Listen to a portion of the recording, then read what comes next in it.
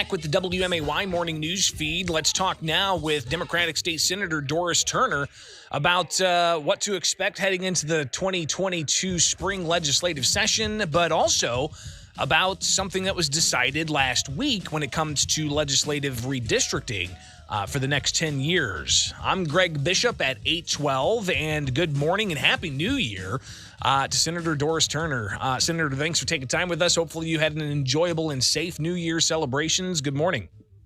It was very enjoyable and very safe because I was at home. That's probably the safest place you could be, right? Just sitting back, watching the ball drop. One thing Megan and I love doing is we love looking at fireworks from around the world. So we'll pull up like the fireworks in Dubai that happens like 6, 7, 8 hours before it's even midnight around here. And it's just incredible to see all the fireworks displays all across the globe. But you do that in the comfort and safety of your own home, which is nice. I know. We usually have a New Year's tradition. We go to family for Christmas Eve, and then everyone stays at home for Christmas. But New Year's Eve, everyone comes to my house for dinner after watch night service. But we weren't able to do that this year because everybody's kind of sheltering in place. So I really missed that. So it was just me and Cecil, and we stayed up until midnight, said Happy New Year, and went to bed. I'm surprised you stayed up till midnight. I was struggling. It was like, 10 o'clock. I had some friends over, and we're like, okay, we got to just go to bed. This is ridiculous. Well, Senator, again, thanks for taking time with us on this Monday after the holiday. And I was fully expecting you guys to come back tomorrow, Wednesday and Thursday, but it looks like you're only going to be in session on Wednesday, and it's possible you could cancel next week. What do you anticipate happening here? I know, we were already looking at a very short, truncated session. And now with COVID, the way that it's, moving in, I'm not really sure what's going to happen. I think that we may be doing a lot more virtual than what we anticipated. That's how I started my time in the Senate virtually. So I think that we may be headed back in that direction soon, which is really kind of disheartening. I was really looking forward to having a very robust and in-person, more, traditional session. But, I've had several meetings that this week that have been moved from in-person to Zoom, and I think that we're going to see a lot more of that as well. Yeah, I imagine that, the early part of session is going to be committee hearings, as we typically see, people filing new legislation on a variety of different things. So I imagine we will see a lot of those remote committee hearings, but always important to have you guys conduct the people's business in person. And Senator, when it comes to priorities you've got for this coming spring session, you've only got until April 8th. What are you looking to achieve? And is it possible to achieve anything above and beyond, say, the budget, for instance? I think that the budget is everyone's number one priority, enacting a balanced budget that reflects the priorities of the state as well as, each individual legislator's priorities. But I do have several things that I'm looking at, whether or not we can get all of them to the floor. That's another issue that I don't know.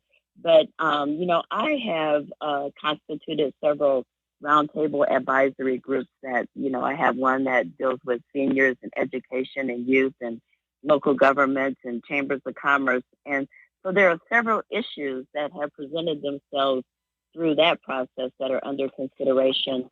Some of them are around workforce development, agriculture. School safety is really kind of a big one.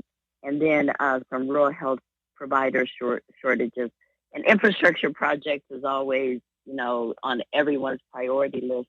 And I know that there are several communities throughout the 48th that are looking at using some of their ARPA money for infrastructure. So we're looking at how we can assist with that. Talking with Democratic State Senator Doris Turner here on the WMAY morning news feed at 8:15. I'm Greg Bishop, and something else that happened just before the new year, Senator, was the protracted battle over legislative maps. Just a refresher here for people. Maps were originally passed during spring session 2021. Those were based on estimates. And then when final data came out, the legislative leaders at the State House passed revised maps. The governor signed those, but there were lawsuits filed by the NAACP, by MALDEF, and by Republican legislators. And ultimately, a three-judge panel, federal court out of the Chicago area, ruled in favor of the Democrats' maps. So that means the lines that were drawn by the Democrats and enacted by the governor are going to be in place for the next 10 years. What does that spell out for you at the state legislature? This is not the first time that I've been involved in the remap process. It's the first time I've been involved, of course, as a state senator, but 10 years ago, I was involved in that process as well. And I will tell you the same thing that I've been saying throughout this entire process, that it is the most open and transparent process that we've ever had, with many opportunities for people to be involved and weigh in on it. And I always felt that the courts would uphold the maps as they were presented and voted upon. So I'm not surprised by the ruling that came down. And, now I think that we can move forward with, the electoral process. It's unfortunate. We're already in a situation where we were moving back dates, and then to have all this uncertainty up until, just a couple of weeks before the process begins for collecting signatures. So now we can move forward and everyone can decide what they're going to do and where they're going to run, and get to walking in the snow and cold weather to collect signatures. It is that time because filing starts sometime in March, but the petitions are going to be let for people to print out and take around to their neighborhoods and so on. I believe that's going to be happening here in about 9 days. So the petitions will start circulating. 13th. Yep, January 13th. Emphasis on cold and snowy weather. Yeah, no kidding. It's going to be interesting to watch play out. Senator, finally here, we've got the governor coming with a news conference later this afternoon about COVID-19. Before the holiday, he put out a joint statement with hospital leaders talking about how elective medical procedures may need to be rescheduled while there's an influx of cases concerning COVID-19. What are some of the latest conversations you've had with Pritzker administration officials? What can we expect that he's going to discuss this afternoon? What can you share with us?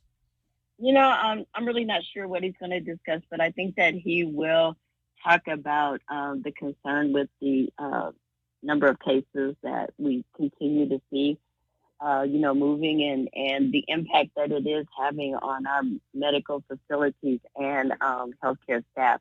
We're in a situation that we have never, ever been in before, and I think that everyone is beginning to realize how, how severe it is. I will tell you that I have had an unusually high number of friends that have tested positive, with a lot of breakthrough cases. And, I've lost some very close friends to COVID. As a matter of fact, I lost a very, very close friend just last week. So, I just think that we all have to just take a pause and just really understand that COVID is real, it's very serious, and we have to do everything that we possibly can to protect our communities as we try to, move through and move out of this pandemic. Everybody wants to get back to whatever their pre-COVID, normal life was, but we have to be cautious. We have to be very, very, very, very cautious. Does that mean having more economic restrictions from the governor put in place? Do you foresee that happening again, possibly? I'm really not sure, and then I don't want to commit, and I don't want to, steal his thunder on what he's going to say today. But I think that we have to move past this us versus them mentality in the way that we have been approaching the COVID-19 from the very beginning. We have to get to a place where we understand that we want to do everything that is safe for everyone. We want our businesses open. We want our businesses to thrive. We want our kids back in school. We want normalcy, but we have to think about how we get there. And that's the big thing. We have to think about how we get there. We'll see if those conversations transpire at the State House when you guys return, even if it is remote for committee hearings.